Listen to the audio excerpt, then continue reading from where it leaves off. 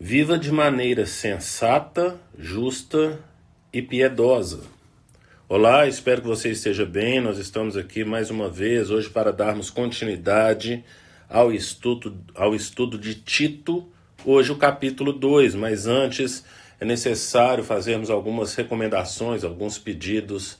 Quer que você compartilhe esse estudo com seus amigos e familiares para que eles também venham ser edificados, que você adquira a Bíblia 365, porque através dela você vai poder ler um capítulo do Antigo Testamento, um capítulo do Novo Testamento, um salmo e um trecho de Provérbios, e que você participe de pelo menos um dos estudos que nós temos colocado à disposição ali na igreja. Então, às segundas-feiras, às 15 horas, nós estamos estudando, lendo o Sermão do Monte com John Stott. Às 20 horas nós temos o nosso panorama bíblico, onde estamos estudando o livro de Gálatas. Na quarta-feira nós temos estudado o Sermão do Monte às 19 horas. E às quintas-feiras, às 14h20 horas, nós temos estudado o livro de Atos. E a nossa escola bíblica, então, domingo, às 8h30, nós temos estudado 1 Pedro e às 17 horas o Evangelho de Mateus. Então venha participar de pelo menos um desses estudos, porque certamente você será edificado através, então, desses estudos, desse conhecimento que temos passado aí para os irmãos.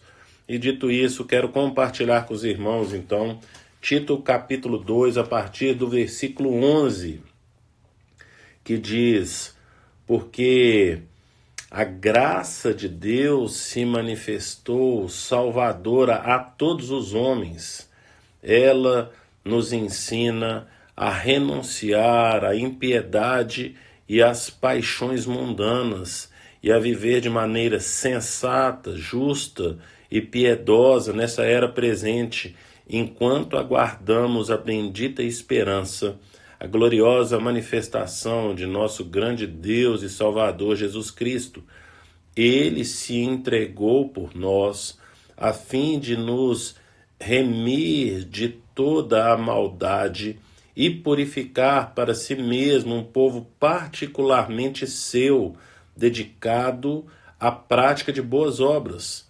É isso que você deve ensinar, exortando-os e repreendendo-os com toda a autoridade. Ninguém o despreze. Então agora, a gente já falou aqui no estudo de ontem que essa carta a Tito, a carta que Paulo escreve a Tito, é bem parecida então com a carta a 1 Timóteo, carta de Paulo a Timóteo, a sua primeira carta a Timóteo. E a gente então percebe que algumas falas dele aqui são bem parecidas mesmo aí, né, com relação a sendo repetitivo no que se tem que fazer. Então, ele falou no capítulo de ontem, nós falamos então a respeito desse combate que tem que ter com relação às heresias que vão surgindo dentro da igreja, e que existe a forma correta de viver, não é assim? E agora ele vai continuar falando, mas ele vai dando sequência ali. Então ele começa falando a respeito de Tito ensinar a sã doutrina, primeiro ali no versículo 2 a homens mais velhos, depois ele fala no versículo 3 para ensinar as mulheres mais velhas, depois aqui no versículo 6 ele vai falar para encorajar os jovens, no versículo 7 ele vai falar para o Tito mesmo ser exemplo, depois a gente vai citar aqui o versículo 7 e o versículo 8 de como que nós devemos nos posicionar. Depois ele fala para ensinar, então no versículo 9 ali, os escravos, e então vem um ensinamento ali de quem nós somos. Eu já falei algumas vezes na igreja que existe 4 formas que demonstram que somos cheios do Espírito Santo, e a base para isso está em Efésios capítulo 5, a partir do versículo 18, então versículo 19, 20 e 21. Então no versículo 18 Paulo fala: deixem-se encher com o Espírito Santo. E aí no versículo 19, 20 e 21 ele fala dessas 4 coisas, que é o seu falar para fora, se o que você fala edifica o outro, como que você fala para dentro. Então a sua exortação a si mesmo, o ser grato, que é o que está escrito lá no versículo 20 de Efésios capítulo 5, e versículo 21 fala sujeitem-se uns aos outros, e aqui então Paulo está falando dessa sujeição uns aos outros, então do comportamento do homem idoso, da mulher idosa, do jovem, do próprio Tito e dos escravos. Então ele vai falando a respeito então dessa forma que nós devemos viver. E agora então ele vai falar a respeito de que, versículo 12, né, que nós então devemos renunciar à impiedade e às paixões mundanas. E algo similar o apóstolo João fala lá em 1 João, capítulo 2, versículo 15, 16 e 17, mas lá no versículo 16 ele fala que os desejos dos olhos, os desejos da carne, a ostentação de bens são desse mundo. Então é isso que Paulo vai tratando aqui das paixões mundanas e que nós devemos viver então de maneira sensata, justa e piedosa. E essa forma de vivermos de forma sensata, justa e piedosa, ele já falou aqui no capítulo 1, versículo 6, a partir do versículo 6 ele vai falando então, né, a respeito de qual que deve ser a nossa postura. Então dê uma lida aí, Tito capítulo 1, versículo 6 até o versículo 9, mas ele vai falar aqui agora especificamente para Tito. Então, como eu falei anteriormente, aqui no versículo 7, capítulo 2, versículo 7, ele fala: em tudo, seja você mesmo um exemplo para eles, fazendo boas obras. Em seu ensino, mostre integridade e seriedade. Use linguagem sadia, contra a qual nada se possa dizer, para que aqueles que se opõem a você fiquem envergonhados por não poderem falar mal de nós. Então aí fica então esse como que a gente fala a partir da prática, o que é esse viver de maneira sensata, justa e piedosa.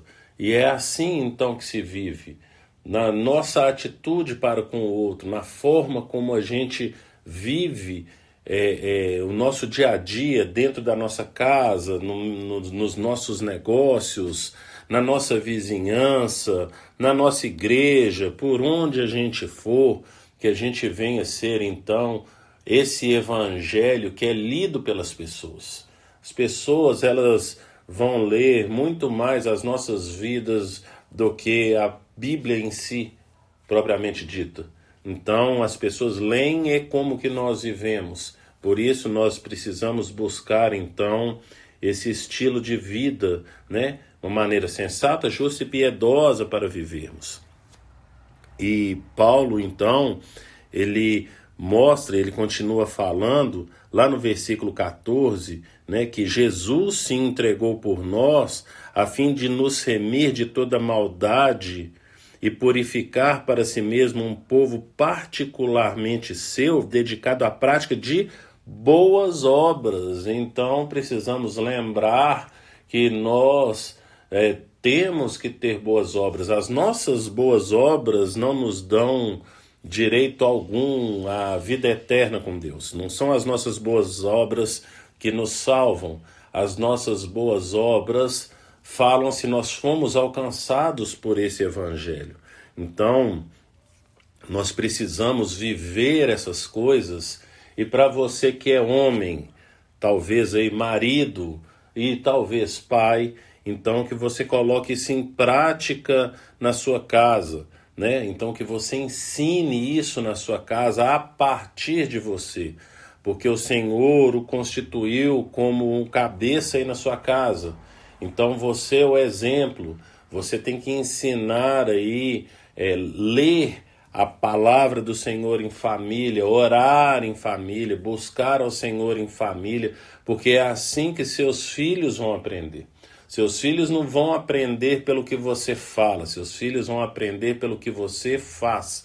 E assim são as pessoas no nosso local de trabalho, elas vão ver o que a gente faz e não o que a gente fala. Os nossos vizinhos vão ver o que a gente faz e não o que a gente fala. Esse mundo vai ver o que a gente faz e não o que a gente fala. Então que você venha viver a sua vida de maneira sensata, justa e piedosa, porque essa é a vontade do Senhor e foi por isso que Ele nos remiu, foi por isso que Ele nos redimiu. Que o Senhor te abençoe.